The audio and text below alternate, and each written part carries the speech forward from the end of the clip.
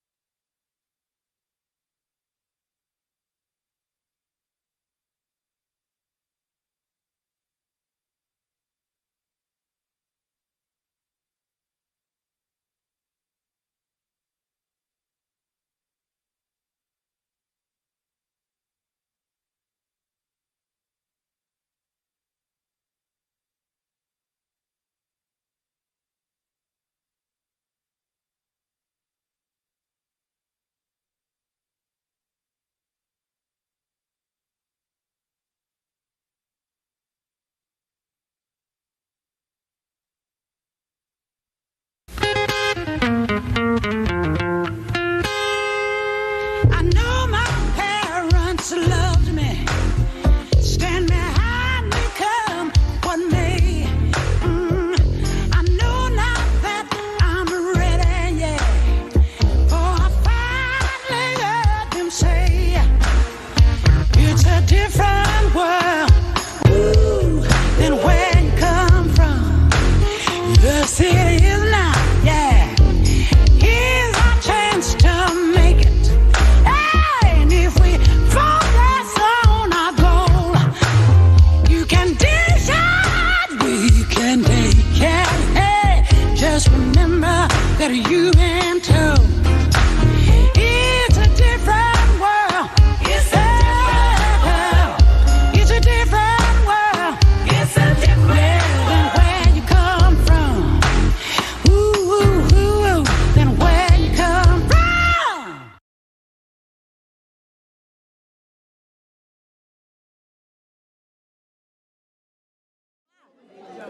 Well, the All-Star crew, welcome to Wilmington, Delaware. We're glad to have you here.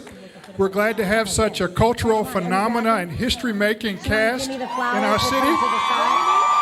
Charlie's putting everybody's flowers to the side.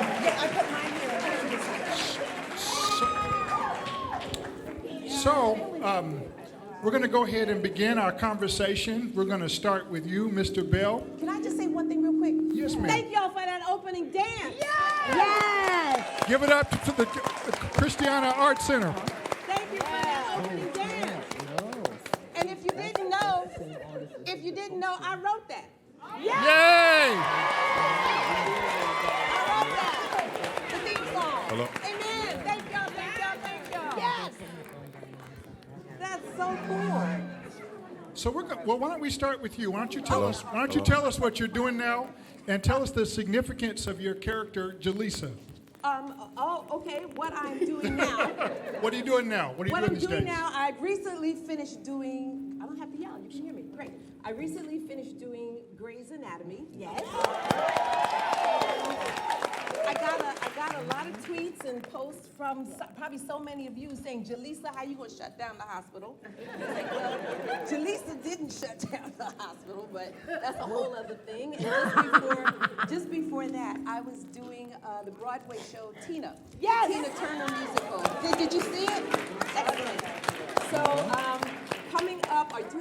Dwayne Johnson fans in the house? Right.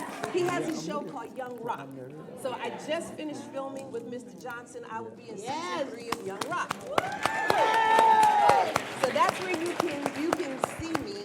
And myself and Cree both do lots of voices for different animation. We'll talk about that. But I do Karma's World, Ludacris's animated series. If we have any Star Trek fans in the house, Star Trek Lower Decks.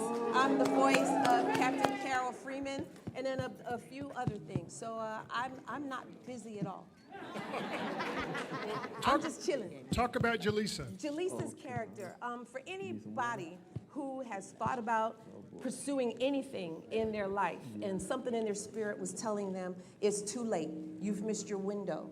I believe the character of Jaleesa was designed to set us free of that, to say it is never too late for me to believe in myself, to be my best self, and to go for it. And do not be afraid. And the day you quit, the next day could have been the day of the release of your blessing. Yes. So Jaleesa was there in the mix, holding her own, and you know, as a brown-skinned woman of color, making it happen and doing her best to do her best. So there you go. You know, it was a blessing to be there in the midst of all of this amazing energy and telling big and powerful and important stories. And somewhere along the way, having a laugh every now and then. Okay. Well, thank you. You're welcome. Darryl, Ron, Yes, sir. what are you up to these days? What am I up to? About 5'7". I still have designs on 6 foot. I don't know if I'm gonna get there, but You will, hey, baby. man, chill. No, so I have not been working in front of the camera so much. I've been working behind the camera. So I've been producing. I started my producing career working with Bill Cosby. His first comedy special in 30 years was called Far From Finished, and I produced that for Bill. It was interesting at the time that Bill was going to do this. A lot of people didn't know that he was still doing stand-up, and this was probably around 2013.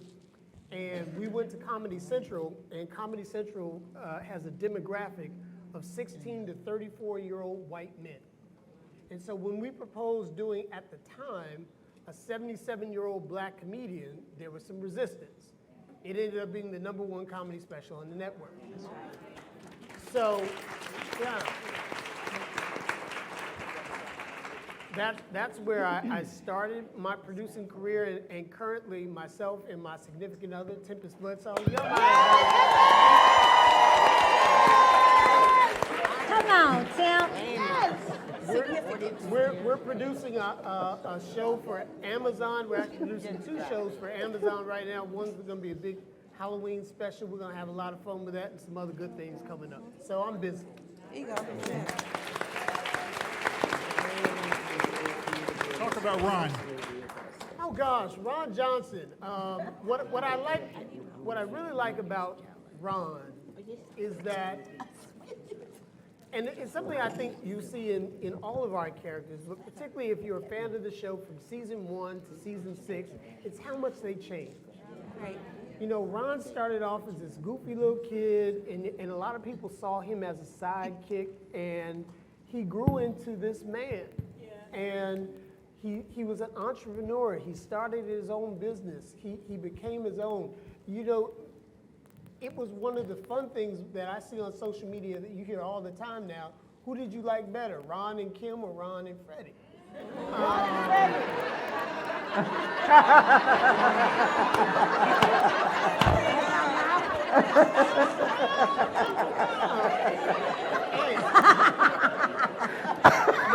Now you will see that some people might feel some type of way about that, right? What's really interesting about where it landed is particularly when people talk about the transformation of Freddie's character too. That's right. And those 2 characters would have never been together in the second season, but they were perfect for each other in the end. I agree. And that's really what you talk about, going to school and the maturation process. I like Freddie with Shazam.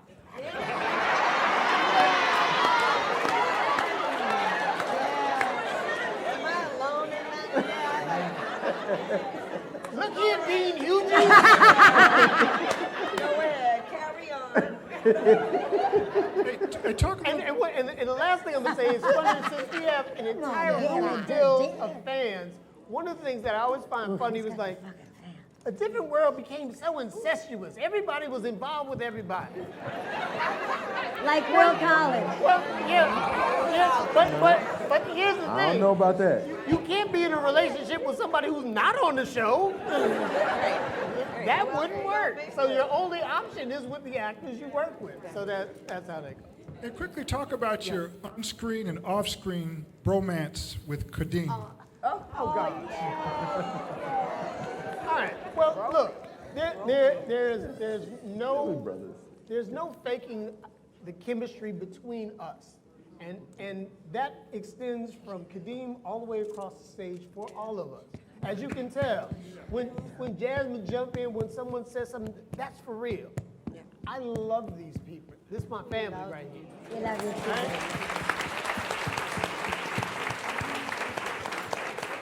And one of the most difficult things for us is to really be professional while we're talking to y'all, because we're trying to hang out. You know what I mean? We don't get to see each other all together that often. So this is as special for us as it is for y'all, right? So, And just to let you know, but to answer the question directly, Kadeem and I have been brothers for so long. I am honored to be his daughter's godfather. Yeah, along with our other friend Matt, but we ain't gonna talk about Matt.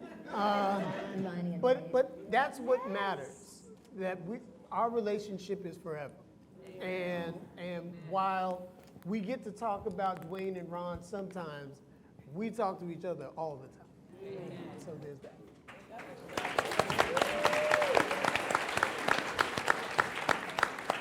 Everybody, am I the only one having an out-of-body experience right now?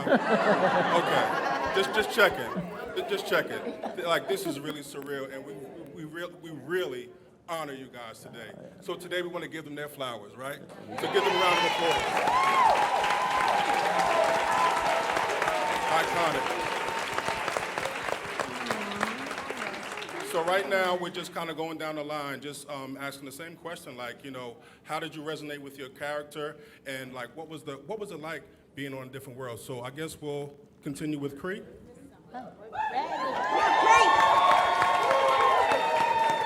Please, man. Wow. Freddie and I are probably very similar to each other, in that we both care about this planet that we live on, and we both want to make sure that all women have the right to body autonomy, and that we want to change the way this United States of America is governed. Yes. So that wasn't much of a stretch. My father, who took the train about 5 years ago, was a very powerful activist. He was on the very first green peace boat, the Rainbow Warrior. And he also fought for Native American rights with Leonard Peltier, and so I watched that growing up. And I remember auditioning for Different World, and they ask you to talk a little bit about yourself, and that's, I believe, how Freddie was born. Definitely birthed from who I really am. I'd like to think I'm a little smoother than Freddie. God is willing, but. And what's the other? What would she be doing now? I'm sorry, I smoked so much weed I can't remember.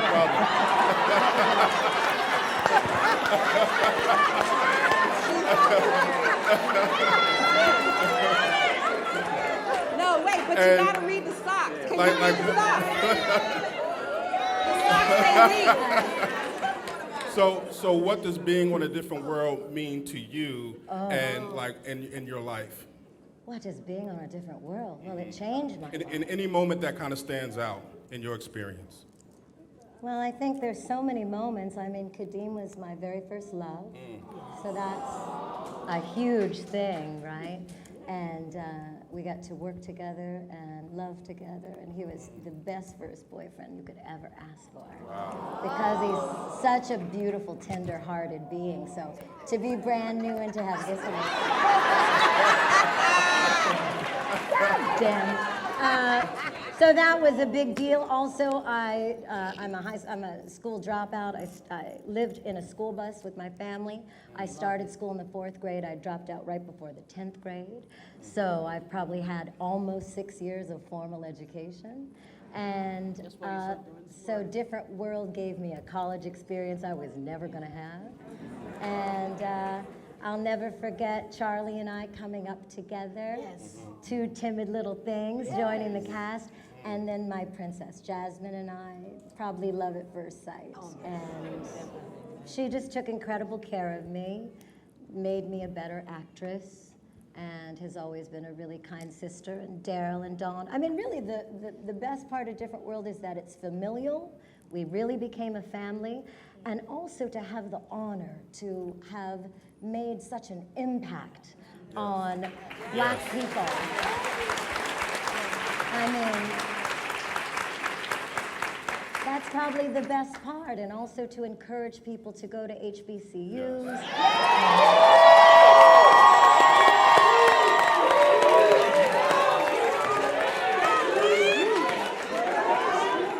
And I'd say, last but not least, just to represent the freaks, you know, because I think that we come in all different colors, shapes, and sizes, and I think that people really needed to see Freddie because there's a lot of Freddies out there. Yeah.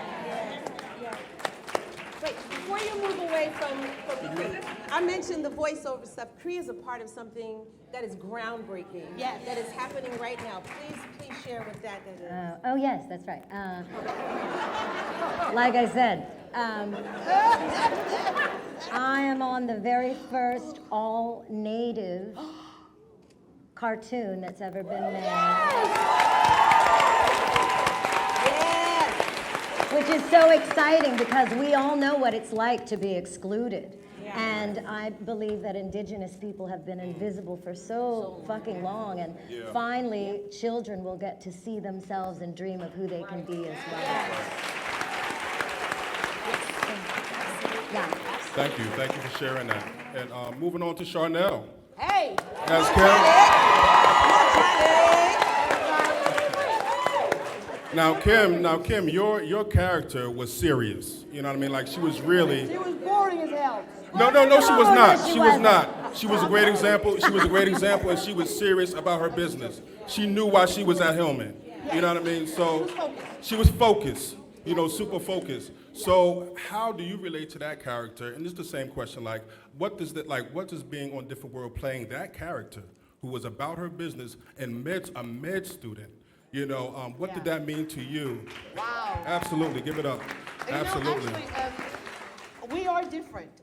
Kimberly and myself are entirely different. Okay. I'm focused, but she was really focused on what she needed to do. She was responsible, dedicated. I love that you're saying that much. What is the different part, Charnele? Oh my God. Charnele is irresponsible. Oh, I love it. Okay, go on, We're girl. sorry. You just had a moment. Okay. But yeah, we're really opposites. Because I remember there was one scene where Darryl and Cree were, messing around, and Kim came like a grown woman, and instead of bashing her face in, Which she had every right to. had every right to do. Yeah. But she was on grown folk stuff. So that's what I love about Kim. Yeah. On the other hand, with me, different story. I'd have killed him. But that's the difference. But I want to tell you guys, I wanted to get off a little bit, actually, with Kim, and I love Kim very much. And I love the camaraderie that we have. Everybody's different, but yet we're the same. We love hard. Yes. And we like hard. And even though we don't see each other often because we're all doing things, when we get back together, it's like yesterday. It's like we've never, been apart. Yeah. But I have to tell you, and I have to do this, after A Different World, guys, I know you didn't see me. I just kind of disappeared. I had a priority. My mom had Alzheimer's. And I decided she was my priority. And yeah. And my career took a back seat. But she passed away last year, September 21st.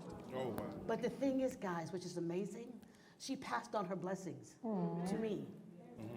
And so I'm back out there now, Hey. which is amazing.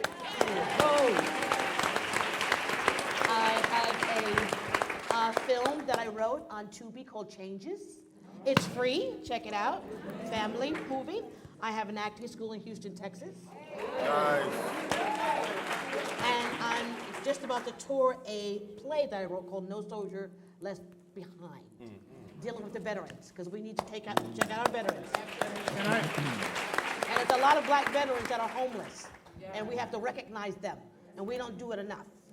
And we understand you're an ardent proponent for mental health advocacy. Could you talk about that for a moment? Yeah, for the Urban League. Yeah, we're myself and Darryl.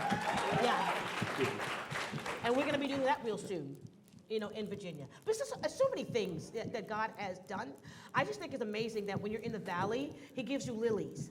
And even though I wasn't a part of the entertainment sect, but He made me a part of the entertainment sect with teaching. And so I just have to tell people just one thing, if you have a priority, take care of your family. Yeah. Take care of your mom and dad, because they took care of you. Yeah. And it says in the Bible, right? Honor your mother and father. Do that because you will be blessed. Because my mom is with me 24/7, and I feel her blessings. I just feel her around me. So I know it's off, but I just... No, that's perfect. That's perfect. That's not all Charlie. Okay, and Miss Guy. Yes.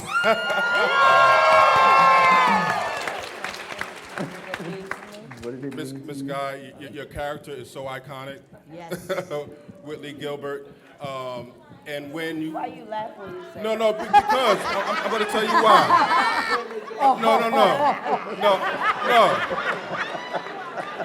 I'm going to tell you why. I'm going to tell you why.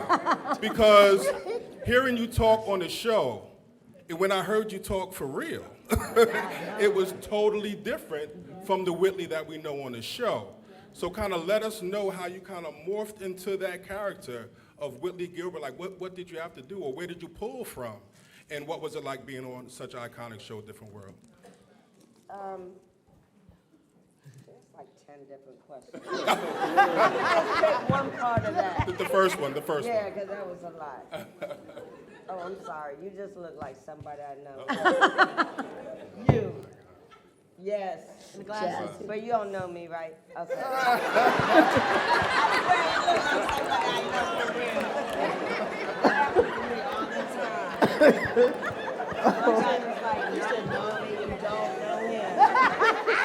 That's why they turned up the lights, just so you can see it. Just so you can find him in the audience. No, lady, I don't know you. Looks like Wonder Woman. Yeah. All right. Yeah. But I know you're not, and I'm not gonna bother you. Okay. I've got a different world. After auditioning, like all of us did, through the regular way you audition. But I had been in there a couple of times. I went up for the role of Jaleesa. Obviously, I didn't get it. So when I come back, 6 months, 8 months later, I'm like, I have to be, something wasn't resonating, wasn't, so, well, they said she was a black Southern belle. And I said, what's a black Southern belle? Do we have Southern bells? I really didn't understand what they meant, and I said, I was with my mom, and I said, what do they think a black Southern belle is? I really didn't get it.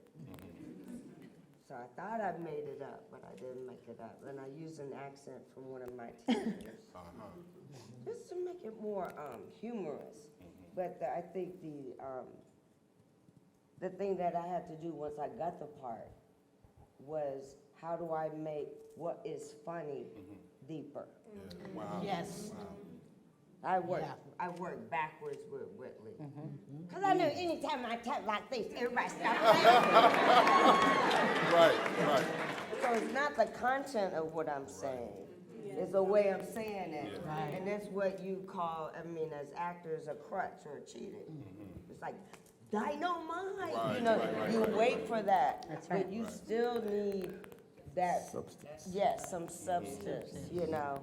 And really, Kadeem and I came in with 6 or 7 episode contract. Yeah.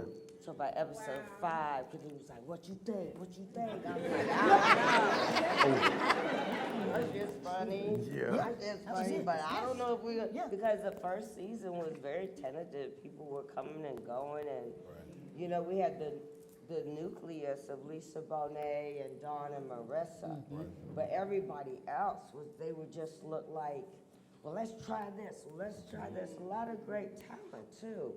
It was a little stressful, you know, and we didn't have the sense of, I'll just speak for myself, I didn't have a sense of belonging because there was separation between all these different departments. I had never done a TV show and I didn't understand how it worked. In theater, you have interaction with your director, your choreographer on a daily basis and the other people in the show. And I just felt like, okay, I went in and did my lines and went back to my room, you know. But I knew what I was supposed to, what I was hired to do. And he knew what he was hired to do. So, but in the grand scope of things, In like the how grand was it? scope Yes. of thing, it was about how making the goofy guy with the flip-ups and the snotty little bitch from the South, people that people can relate to on That's other right. levels. That's right. You know, and when we did make it through the first season, the second season changed by bringing in Debbie Allen as our producer.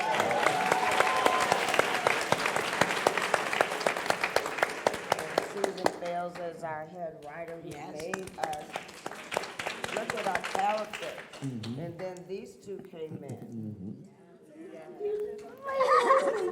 I think we had know. 2 episode guarantee, Charlie. Yeah, we had 2 episodes. Yeah, 2 episode guarantee. Yeah. They were like, if We're you like, don't, they're if gonna fire we us, don't they're like gonna these fire characters in 2 episodes, you're out. Yeah. And then they upped it Okay, from I'm 2 not to gonna 4. talk about our 2 7. to 4. Yeah, it was I crazy. didn't know that. And then to 4. 2 We to learn 4. something new every time we talk. That's what I'm saying. We learned something new. Isn't that crazy? I mean, we were scared every day. We were scared scared, every we were day. afraid. Yeah. feel Folks were like getting you're fired every other auditioning day. Every week. time. You know what I mean? Yeah. Yeah. And I just thought, you know, they were on board like that. I'm gonna add one thing to Jasmine, and she'll be able to speak to this, because one of the legacies of A Different World was how it introduced HBCUs to the world.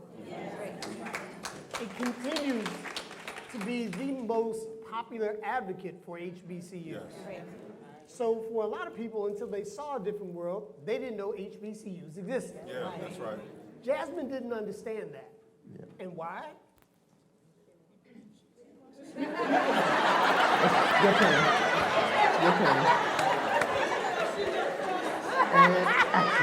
Because I grew up in Atlanta and my daddy went to Morehouse. There you go. I went to Morehouse and I lived across the street from Morehouse. It was natural. Yeah. I didn't know that it was even a thing. Yes. But out in LA, they don't have, you know, it just wasn't a thing in other parts of the country. And so I didn't understand how important it was that Cosby put her spinoff on an HBCU. He knew. Yeah. He knew. All right, and we have Kadeem Hardison,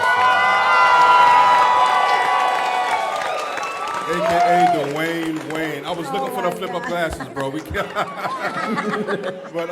But I mean, such a pleasure to have you here, brother. So please, like, as someone who started out, you know, as a supporting cast and became a lead, you know, on the show. That's right. So tell us about this journey, like what it meant to you to be a part of a different world, and tell us about your character and your character's development. Yeah, I'm really learning now about what it meant. At the time, it just, for me, it was like, get to work on time, do your shit right, keep your job.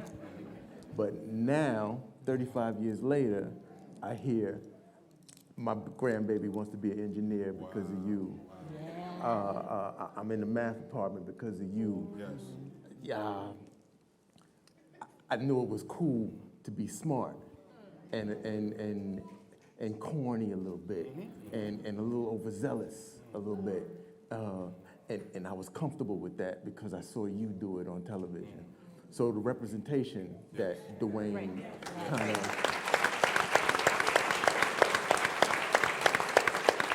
that's a big thing that at the time I had no idea. I wasn't really paying attention. I would hear it at the gas station occasionally from grandmothers about their babies wanting to be in math. But now, seeing the 40-year-olds that grew up on us saying, hey, bro, I created a career because of what I saw you do. That informs what it meant to me. Yeah. I can't really say it any other way than, God damn. Right. You know, because that wasn't my plan. I got the job. I beat out the little guy down there he was auditioning, I was auditioning. He would call me up and say, hey man, I'm auditioning for this thing, A Different Worlds, Cosby spinoff. I was like, me too. He said, hey man, I got a call back. Me too. Me too. I got another call back. Me too. I got the job. Ooh. I didn't. So having nowhere to stay, you know, in LA, being new to me, he was there, and I just would stay on his couch, and then every day he would drive me to the job that he would get. Cause you know I'm a New Yorker, so we rode bicycles and motorcycles, and then every day he'd have to pick me up at the job that he didn't get. You know, I was like, hey, bro, 4:30, you got to be here and get me back to your crib. But yeah, so I got the job, and like Jazz said, we had a short deal. You know, it wasn't. You'll be here for the whole 24 episodes and have fun, kids. Yeah. No, I was like, well, let's see what you got, because we're looking for something to pick this show up a little bit. So far, they had done a couple, and I don't know if they thought it needed something.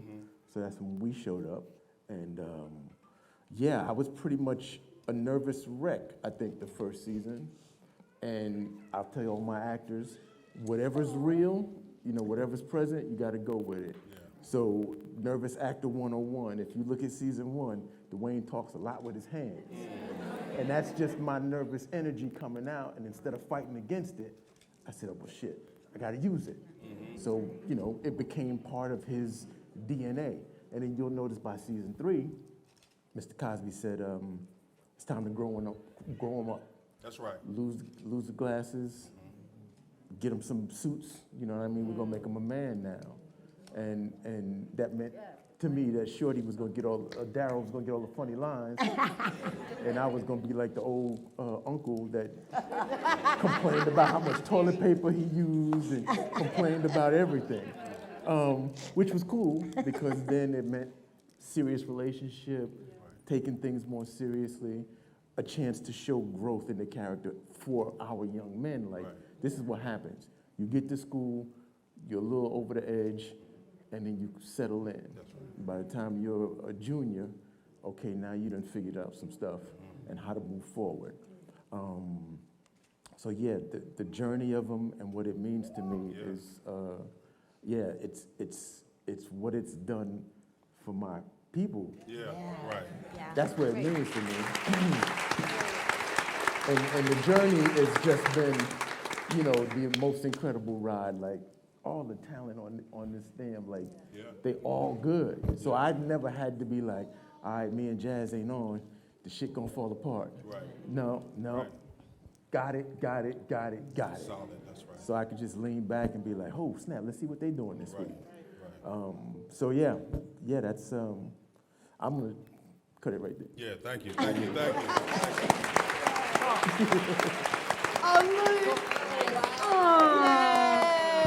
I mean, you guys have such Poor good Dwayne stuff. never made the basketball team. You know, one of the things It's that fantastic. Girl, yes. one of the things that we've always enjoyed is just this, the love we've got from fans. Because our show was not critically embraced. But here we are 35 years later. Hey.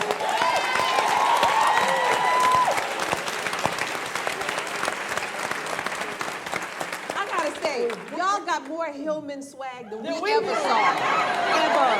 Ever. Can we just have the sister that made Kim sweat? So you know what? So Let's have her stand up. So since we have the audience being involved, Look at that. you know, I love that. Yes, girl. I live. She did a great job, too. so yes, let's go ahead and get the audience involved, right? Any Yeah. audience questions? So Give me 2 seconds. okay, so Darryl needs 2 Open seconds. this up. Because one of the things that we talked about, which is so impactful about the experience at an HBCU, is the personal experience and attention you get from professors like Dwayne. Okay. How your professors take a special interest in you. When I went to Syracuse University. I didn't go to an HBCU. But I left Syracuse to go audition for School Days. And I went to Mission College, my first HBCU.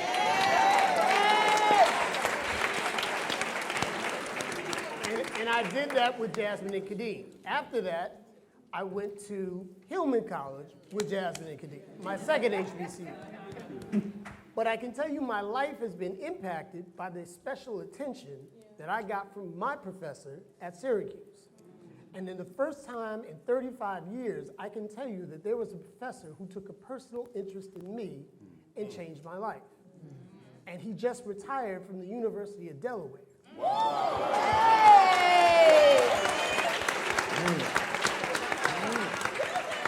And his name is Casey Morrison, and he's sitting right over there.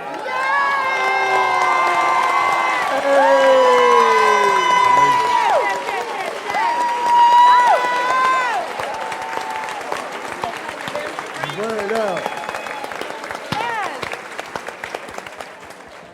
When I tell you that at the time, Professor Morrison was the head of the African American Studies Department at Syracuse University.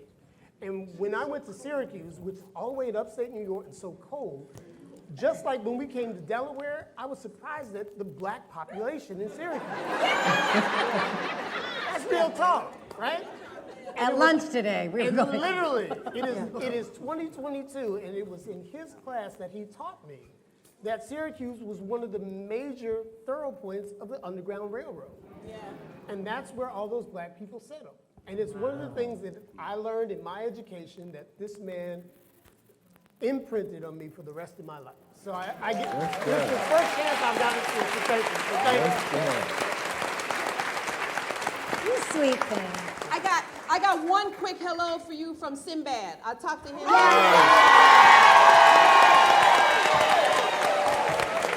Sinbad says he always gets nothing but love when he comes to Delaware. So he wanted me to be sure I said hi to all of you. We're going to give you an opportunity to interact with the cast, so if you could keep your comments to a minimum and make sure you have a question to ask. Hi, my name is Rhea Zelia Allen, also known as Attorney Southern Belle. Hey! I recently just met Miss Jasmine Guy. She got her copy of my book, and I'm giving it to you all as well, because you all have impacted my life, and I'm like the hugest fan. That I have a different world parties, watch parties, everything. So, Freddie, you're the reason why I went to law school. And I'm also a professor at Southern University Law School.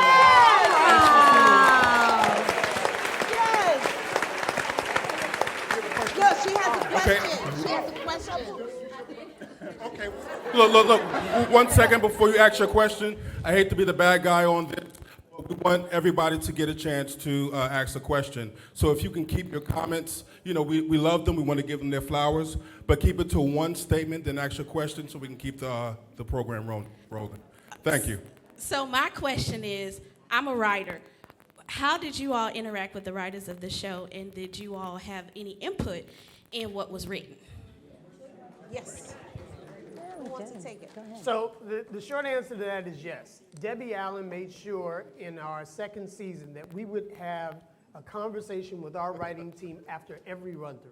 So we had an open dialogue with them, and our reactions were always incorporated in the show. Furthermore, there was a point probably around season 3 where all of us started to write down things about our characters that no one knew, that we created.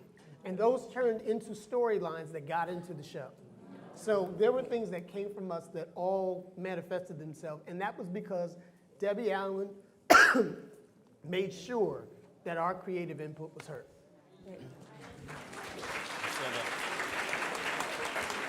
Hi, proud HBCU grad FAMU, thank you. Kind of a build-up to her question, was there ever a character direction or a storyline that you did not agree with, and what was it, and how did you handle it? Kadeem, tell them. Yeah, I wasn't really keen on that, breaking up that wedding.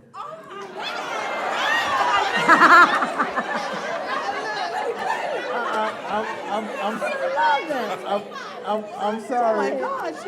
I'm sorry. As a man, I thought it was wild disrespectful. And if that man was a man, he would have stomped the hell out of Dwayne.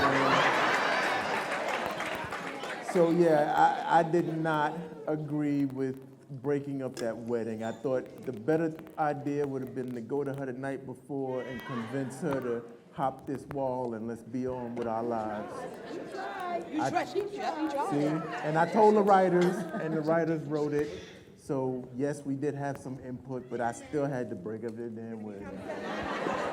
I had You're a welcome. couple. I was gonna say I had a couple of things when they started making me and Walter, myself and Sinbad. They started making us everybody's daddy and mama. So we came around just to tell everybody, now behave. You shouldn't do that. That became our whole thing. And then we got to the episode where they wanted us to get married. And he and I were like, oh my God, this is the kiss of death. And we bumped heads on it so badly that they broke up the wedding. They wouldn't let us get married because we were so against it. But they fixed both our butts, because next season I came back and Sinbad was gone and I was married to Colonel Taylor. I think, wait. I was like, how did that happen? I said, we've been on this show almost 3 years and never even had a scene together. When did we? People would stop me on the street. How you gonna do Walter like that? Okay. I want y'all to know, when they asked me to kiss Halle Berry, I was like, no! That's where I draw the line. Okay, we have another question over here. Oh, that's so good. I've been given my 30-second warning. Love the Breakfast Club interview. It Yes! was phenomenal. It was phenomenal. I'm a Delaware native, so what I'm gonna say to you is that the melanation that came across that TV for us gave us the opportunity to see that we made a difference. We were on that TV show. We were just, oh my goodness, I'm a writer. So I said, people are interested in our stories. Yes. Oh my goodness, and you guys are not the broad brush that everybody tries to paint us as. You are, all the diversity within you showed us. Now, I'm gonna ask my question before this gentleman takes the mic. I'm just saying. So, come on, see, they know me. They're calling me by name. So the thing is, I have one question. When's the reboot? Because we ready. Who we got to write, who we got to call, who we got to email. When's the reboot? Oh, I'm sorry. Are y'all ready for the reboot? Because we are. Okay, so Darryl, y'all gonna come to the resident lawyer here. So the bottom line is, and Debbie has been very public about this, we've wanted to do it for a long time. Carsey Warner owns the show, and for a long time, Carsey Warner wasn't really interested in doing the reboot. Now there's a challenge, as Debbie has said, with rights with the writers, and now with Mr. Cosby's new situation, there's a challenge with the networks as well. So it is. I can only say, you can never say never, but as of today, it looks like slim and none. Yeah. Where's a guy? Let's get some questions from some men. Let's get some men. Yes. Oh, he wants a man's point of view. Yeah, let's get some men. Let's get some brothers. I flew all the way from Phoenix, Arizona to be here because this is the greatest show No, of all you did time. not. All time. Right now, there's somebody from Delaware going, how did he get in?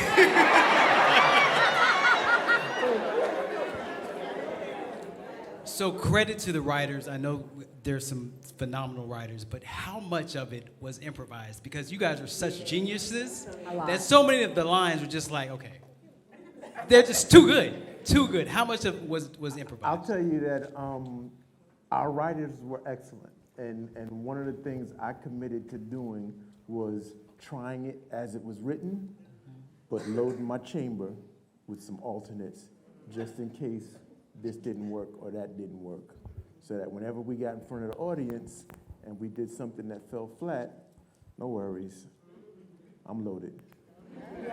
We also taped in front of two separate live audiences. So once we knew we did what we were responsible for the first audience and they got it all in the can, usually by the second show, it was later. We all have dressing rooms, stuff happens in your dressing room, that's everybody's business.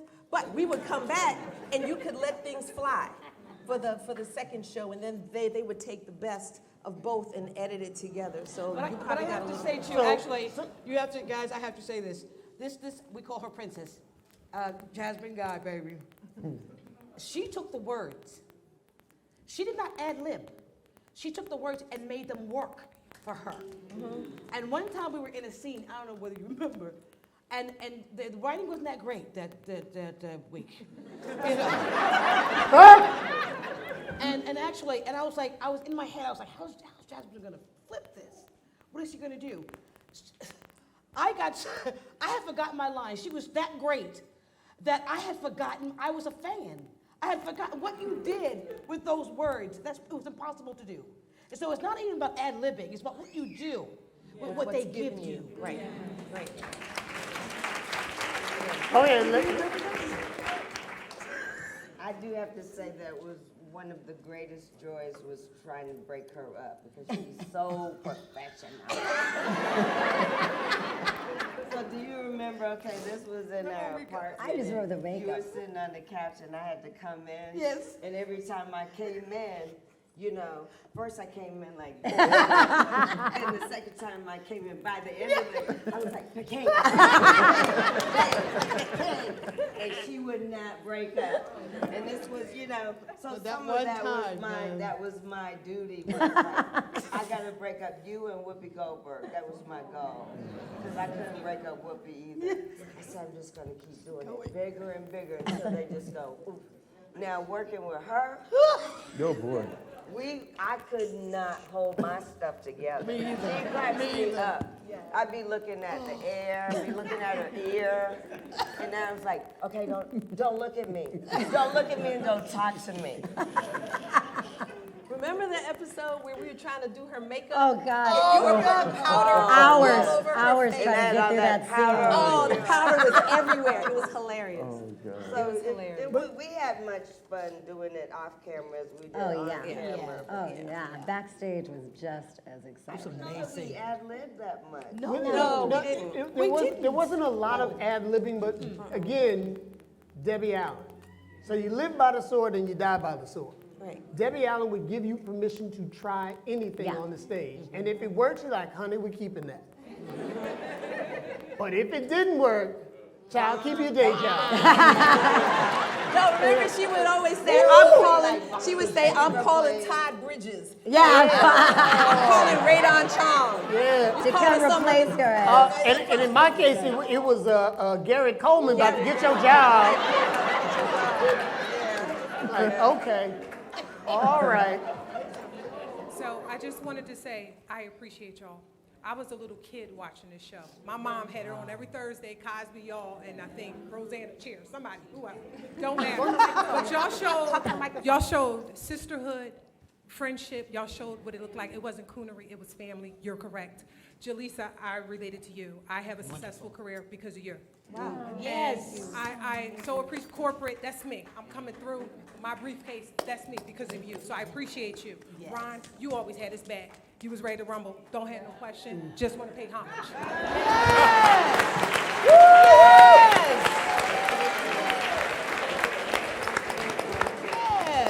But that's what we're here for. That's what we're here for. All right. Hey, there are a couple of babies here that got a question Look out. When did you take an interest in acting, and was there someone who inspired you? How old are you? I'm 9. You're 9. I started singing at 4. I started dancing at 7. I started acting at 11. So you are the perfect age. Yes. If that is something you want to do, yeah, to start exploring and experiencing and reading plays and learning music. If you want to write scripts, write short stories, if you want to paint pictures, whatever you want to do that makes you excited and creative, now is the absolute perfect time. Yes. And the truth is, you're never too young or you're never too old. Not at all. Not at all. I'll add to that. One of the things. She's emotional support. One of the things that has been so extraordinary, I think everyone would agree with this, on a different world. The answer to your question about who inspired me, Lena Horne, Gladys Knight, Patti LaBelle, Diane Carroll, Ron O'Neal, Glenn Turman, and we got to work with all of them. It's like all the people that inspired us. I look at Cooley and I'm like, it's Preacher. Oh my God, he coming to work every day. You know, we got to hang out. It was incredible, the talent that we got to work with, and the fact that all of the heroes that we met never disappointed. Never disappointed. Never disappointed. We stand on their shoulders. And it's a blessing to us that you guys are inspired by what we have done. Because with any luck, you leave this world a better place than when you arrived. The room is better because you were there. So if we can offer anything, please take this love, take this joy, take this excitement, and let it shine through you to whomever else is in your circle, in your spirit. Lift them, encourage each other. You know what I'm saying? For the little babies who are here. She wasn't even born in the same decade. Not even the same century. This is 2000s. That was in the 1900s.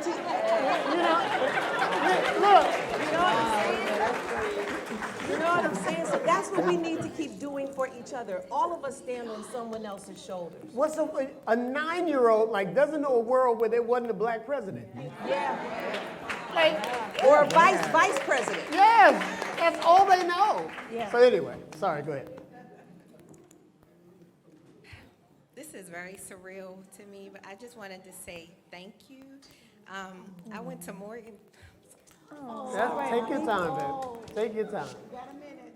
I went to Morgan State University, but I had to drop out because I started having mental health issues. So I started struggling with anxiety. So I left Morgan, but you guys were my escape. And I still watch you to this day. And I watch you every day. Anytime I'm anxious or I'm depressed, I'm like, my daughter's sitting here, she came with me today. And she knows, I'm like, if Different World is on, just let me be.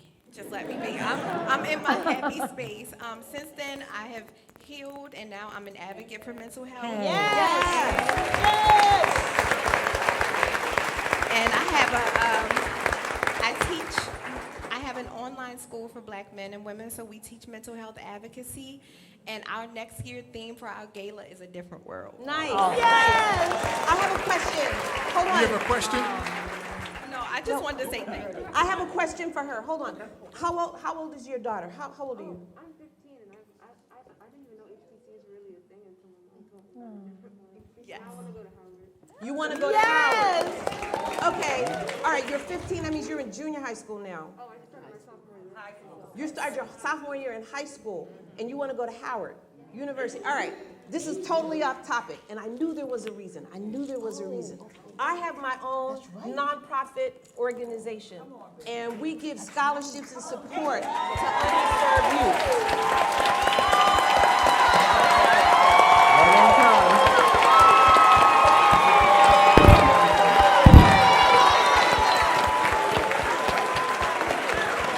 Now, it's called the A New Day Foundation. There's a pamphlet, there's a book, there's a notebook, there's a T-shirt in here that says, "I am my best investment." What's your name? Okay. Mom, I want your information. Mama didn't finish college, but you're gonna go.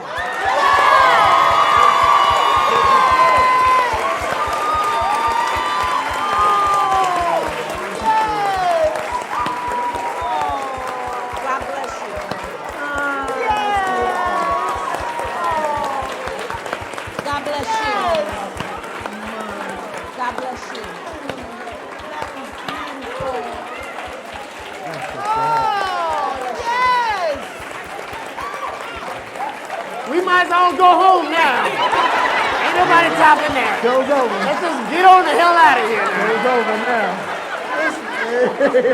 That's it. Can't do no better than that. That's it. He's sending babies to college. Good night, She folks. can't ask her question now. She's in tears. If something said no, grab this, put this in your bag, and just bring it. Just bring it. I don't know who it's for, but just bring it. Let's go. Please write down your information. Okay. Hi, I'm from Delaware. My name is Kelly. A Different World meant a lot to me, but Freddie meant a lot to me. As a black female, but as an awkward black female, as a black female who listens to rock music, as a black female who is always othered as not being officially black because I speak the way that I do, you saved my life. You made it possible and acceptable to always be me. Always be here. I followed your music career. I am obsessed with you. She has your album. Yes. So I just want to say thank you. Yes. My question is for Miss Jasmine Guy. Oh. Her plot twist. Moses, you delivered me. Now, God. This is for you. Not My question for you is, how did you get through the therapy scene with Debbie Allen?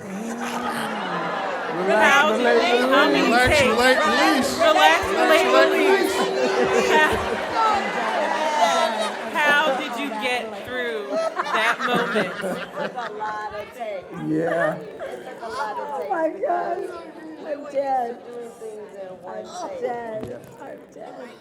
But I didn't know she was gonna do it like that because she was our director, so I had been doing it with a stand-in during the week. And then the audience comes in, Debbie comes on, she got her wig all crooked. Oh, curling, blah, blah, blah. Like, uh-oh. Like that. And yeah, it took more takes than we've ever done. I kept laughing, and she was on that pamphlet. It's like, oh no, we both can't be up there in the stratosphere like that. I guess I have to be the straight man. Yeah. Right. That's right. But the balance of that, but she was cracking me up. She cracks me up anyway, but yeah. What? Oh, I think it was. Relax. It was that. Relate. Right. Remember, when we had the Thanksgiving dinner, she came and flipped over the sofa, and the hair flew back. And the wig came off. The wig came off. Right. We were cracking up. Next New question. Go right ahead. Hi, I thoroughly enjoyed the show. My wife and I, we watched the show in the 90s. We're kind of like Dwayne and Whitley. We were high school sweethearts, and we really loved the show. More have a comment for Miss Summer. Miss Summer, I thoroughly enjoyed you. The first time I heard your voice was on Inspector Gadget. I was like, wow, that's amazing. And I did some research, and I found, wow, you were just a teenager. I was 11 years old. Yeah, very young. But I loved you on Inspector Gadget. Thank you. Definitely loved you as number 5. Following Brainy looks suspicious. And even your shortest blurb I've ever heard, less than 5 minutes, Yeah. on Rick and Morty. On what? Rick and Morty. Oh. You said, "Oh Jesus, Dale." What did I You were a mother. You were a giant in the cartoon. I'm so sorry. What? I'm sorry. Your character was a giant in the cartoon, and they accidentally killed your husband. And you run in the room with the baby and say, "Oh Jesus, Dale."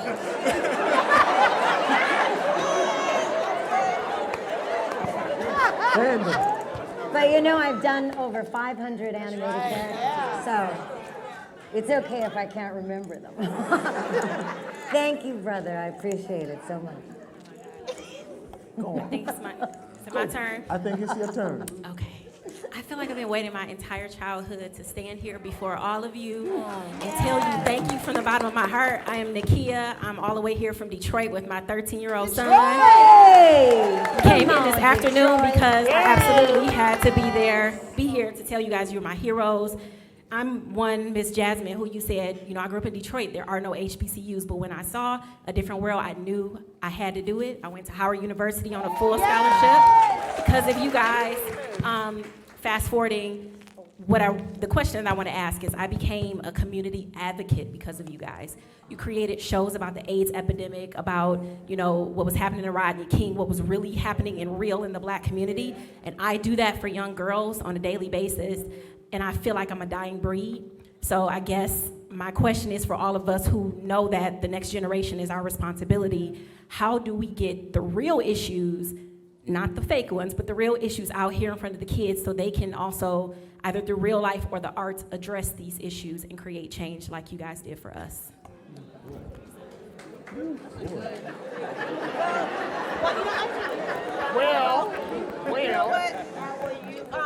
That's one of the things we do through the.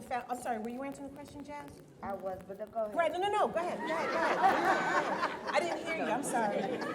No, I was wondering how she reaches her girls. Yeah. You know, are you a teacher or do you work at the Y or you know what I'm saying? It's a mentoring organization that I created myself in Detroit, and we teach leadership, service academy, service learning, entrepreneurship, business, you know, academic girls, and to take the issues that affect. Thank you. The issues that affect the Black community and have these young girls ages 6 to 16 go out and create the change. So do you come together like in a classroom? We meet every other Saturday in the city of Detroit. We create service projects and the girls go out and do them. Nice. So, yeah. Okay, go ahead, Dawnn. Oh, no, let the person have an answer, another question. Oh, okay. What we do through the foundation is we have a group for teen boys called Mentors, MEN-TORS, which stands for Men Talking of Relevant Situations. Nice. And for girls, it's Sisters Hangout, and it's for ages 13 to 19. And we create what we call experiences for them. And they're usually groups of no more than 20. And we take them to career opportunities or cultural experiences that they're not normally exposed to. And there are no parents involved. So the parents trust us with their child, usually for an entire day. And we take them to the experience, whatever it is. I've taken them into the recording studio and taught them how to make and create their own animation video game projects. Nice. We've taken them to City Hall to show them how government works, all those kinds of things. Then when we feed them, and we have what's called a safe space conversation, where by the end of the day, they've made new friends from around the city. They now have an opportunity for peer-to-peer mentorship, and then we guide conversations with them through myself and the other adults involved. All that to say, each of us can do that. There are young people in your church, young people in your neighborhood, your child's friends. Take them in small groups. Best as you can, try to get your church, or if you're in a position, take them to see a play and sit and talk about it. Engage them. Give them the freedom to speak freely and talk amongst themselves. And what the kids learn is that they're not the only ones usually going through what they're going through. So they don't feel as alone. And some of the stories that these kids will share with you will really break your heart of what some of these kids are dealing with. But each of us can do that. You don't have to be famous, you don't have to be rich, you just have to care. And even if you take them a handful at a time, take them a handful at a time. And I'll add a layer of complexity to that in this sense. one of your questions talks about, and what we hear from different world fans are, we don't see shows like yours that have an aspirational message on television anymore. Facts. That's part of what's changed in 2022 versus 1990. With the advent of social media, YouTube, and others, there are algorithms that are designed to make you look that way. So often what we talk about, and it's not that we haven't seen young men of color killed, unarmed, and we see that a lot, but the news is meant to make you look at that.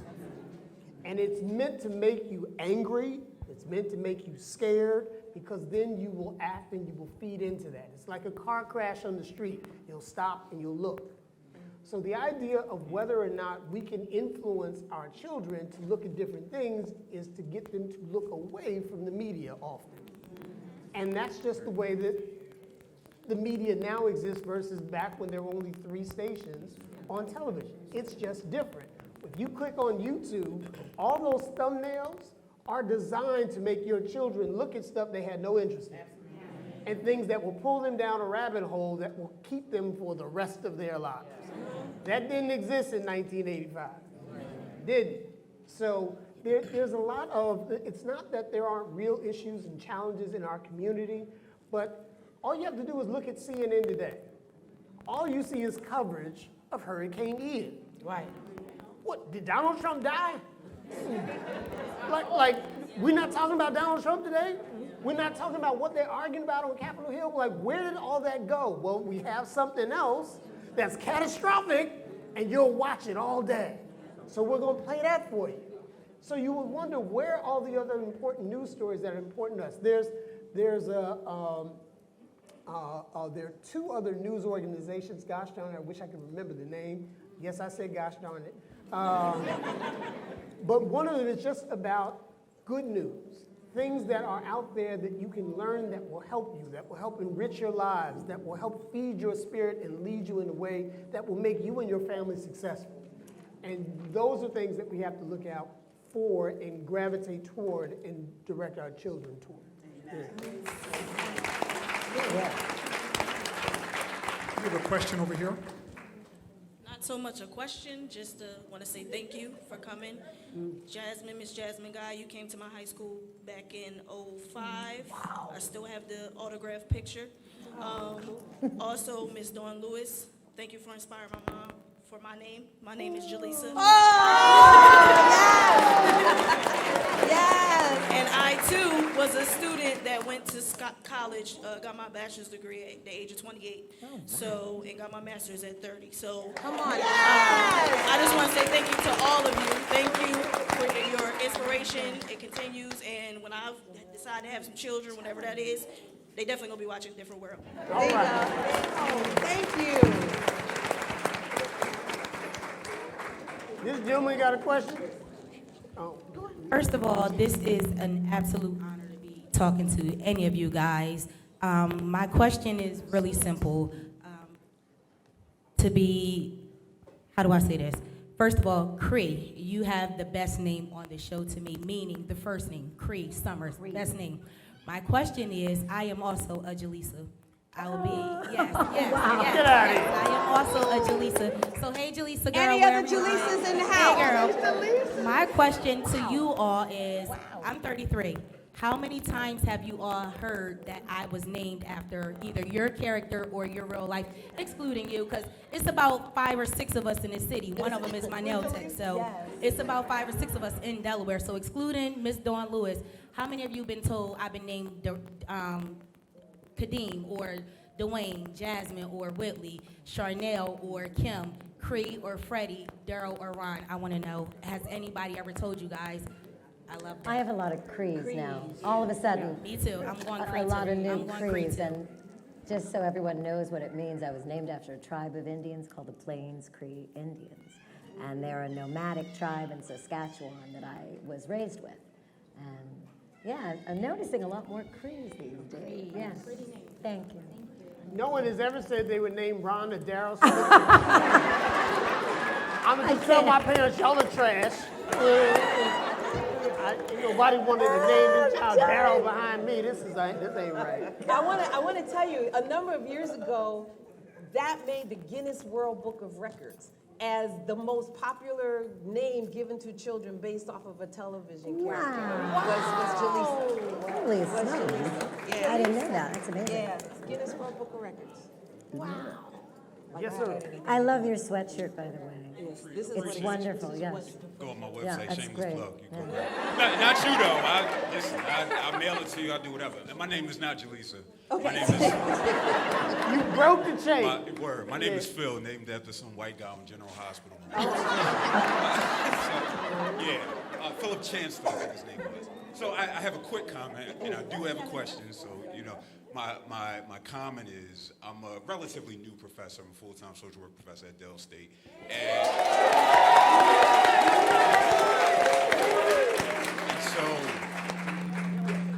and it's emotional because education means everything to me, right?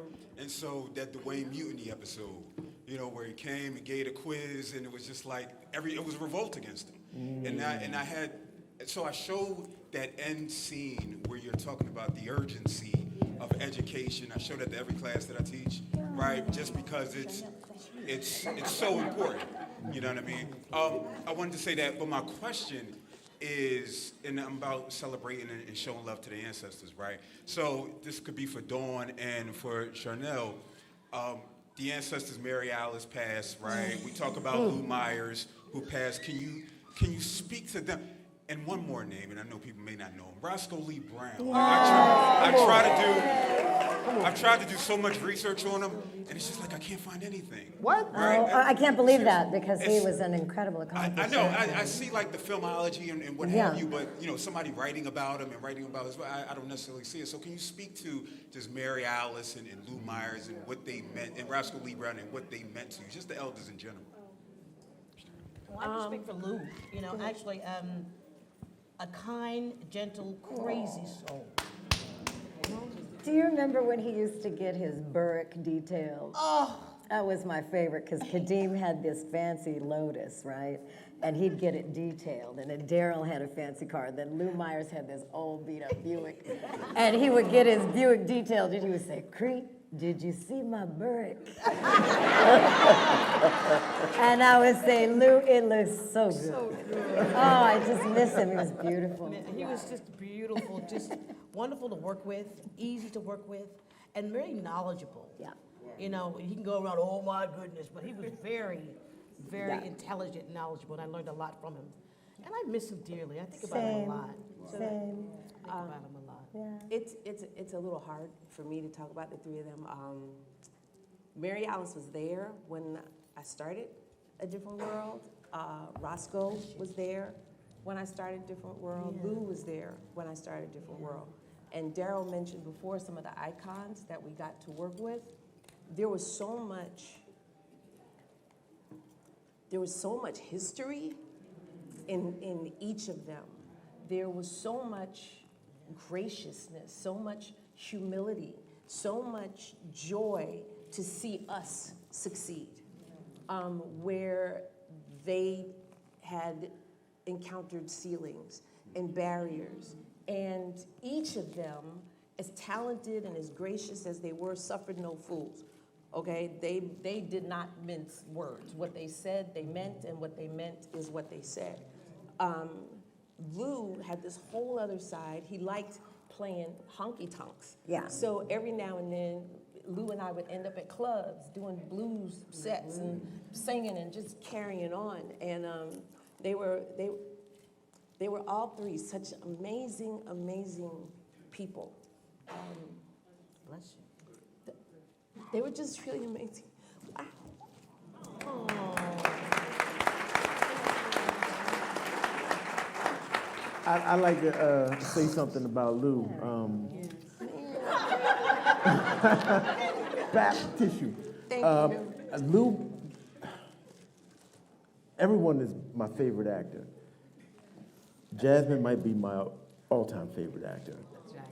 But Lou was the one who really watch A Different World and watch how Mr. Gaines always looks like he's being interrupted. Yes, Always. from working. From Yeah, working. from really working.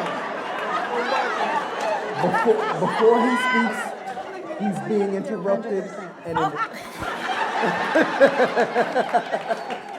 and as soon as he's finished speaking, he goes back to what he was doing. Yeah. So for my actors, any actors, build in a life beyond just your words. Live. Yeah. Take the scene and say, okay, I'm starting here, and I have to, oh, what did you say? Okay, I'm dealing with you, and I have to get back to what I was doing. Right. It's my favorite thing to watch on the show is how Lou always was busy. And in the first season, I got paid an incredible compliment by our editor. He said, whenever something's not going right, I can always, in editing, find the camera that's on you because you're always doing something. And this wasn't something that I had planned. I just was having fun with my friends. But then I saw Lou doing it, and it became work, and it became, stay alive in the scene at all times. That's it. Yep. I have two quick on Roscoe Lee Brown, aside from his Othello, but go watch Uptown Saturday Night. Yes. Go watch Uptown Saturday Night and watch him rock that. He's so good in that. I tell you, because both Lou and Mary Alice are trained theater actors. Yes. There's a discipline there that everybody who starts, if you come from the theater, it's different than television and film because you can always flip through the pages to your part. You know when the camera's on you. You know when it's a single and it's not looking at you. But in theater, there's nowhere to hide. Right. So you have to be active all the time. And I got that from both Lou and from Mary Alice. The joy that I got from Mary Alice, this Tony with it, this amazing talent. Debbie would make us do calisthenics every day. And all of us would have to put on a little dance move at the end. And Mary Alice would give you something like, yep. I mean, it wasn't a whole lot, but it was just so sweet. Yeah. Because, watching Mary Alice do push-ups on her knees, like she would get down in it. I remember this. And it was just amazing to watch. But, with Lou, it was precisely what Kadeem was saying, that for me, I didn't go to theater and train. My first job, I left school to go do school days. Like, I was learning on the job. And to be able to watch all of them first, to be able to watch Glenn Turman, to be able to watch Lou Myers, to be able to watch all these legends, I was in acting class every day. And that's how I would get better. And when whenever you hear people talk about, let me thank my amazing cast, because like Kadeem said, when everybody is so good, they make you come to work because you don't want to be embarrassed. That's right. They'll make you work. So. Oh God, I guess I'm the last question. First of all, I want to say thank you for being here. You guys are a big inspiration. Miss Cree, I want to thank you for playing Susie Carmichael because that is, I grew up watching Rugrats and I was tired of seeing the white characters, and when Susie came, that was everything. But my question is, the more serious episode, like the Mammy Dearest, when Cree was raped, the AIDS episode, did you think that it was gonna be such a big impact? Like, cause you got, that too, police brutality, but just everything in general, like. This my old high school teacher, y'all. Mr. Shaw, hope I made you proud. The question is, for the more serious episodes, the way that you guys portrayed it and the feedback that you got, was it what you expected? No. I don't think we could have known that it would have the impact it had at the time. But we did know what it took to get those episodes to the air, which was coming up against so much censorship. We've said it before tonight that during the AIDS episode, the network wouldn't allow us to even show a condom. We'd have to point to it in a purse. And Jasmine reminded me today that the HIV character had to be female. They didn't want us to really get into any homosexuality of any kind. And those were the kinds of landmines that we had to tiptoe around, but all credit to Debbie Allen for finding a way to get it out there. So we knew what it took to get it on air, but I don't think we had any idea that it was gonna knock people out like that. Yeah. And it's just what an honor to get to be a part of something like this, right? Yeah. There was, I'll speak specifically to the AIDS, there was a sense of urgency about it because in the artist community, those were the ones who were dying. And those were our friends. And we were all at Debbie's house when Magic announced he had HIV. Yeah. We were at Debbie's house when he went to announce his retirement. So it impacted all of us closely, like right there. There's, one of our friends, Norm's teammate, that had HIV. And back then, when you heard I had HIV, that was a death sentence. It wasn't like it is now. And so it was by design that all of the producers and writers chose heavy topics that were important because they wanted to say important things. Yeah. And the fact that, you hope that it does this. No one would have told you at the time, I know 35 years from now we'll still be talking about it, but they knew right then it was important. And it was important particularly in the Cats in the Cradle episode where Ron and Dwayne end up in a fight at that football game. That was told Rashomon style, where you had everyone's perspective, where we were the bad guys in their story, they were the bad guys in our story, and it was left kind of in the middle for you to decide until the end. Till the end when you saw somebody finish doing it. So even if we got them, there was somebody else. And we all know that feeling, like, it just doesn't stop. When everybody said, when you think racism is gonna be over? Like when everybody, yeah, okay. So the significance of the issues was recognized then, and we are just, fortunate that this is what you talk about when you catch lightning in a bottle. That we were able to do it in a way that it was so well received then, and it holds up against the test of time now. Yeah. Piggybacking.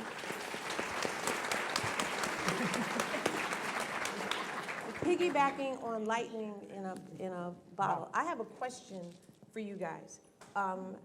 When I got approached to write the theme song for A Different World, the people that approached me knew me as a singer-songwriter. The casting directors knew me as an actor. I was doing a show for them at the time. I got the call, was given the broad strokes. This is what the show was going to be about. Write it and meet me in the studio and we will record it. So I took a combination of the Cosby family that we had been watching, their portrayal, plus the positivity that had been spoken into my life as a young person to encourage me and propel me forward.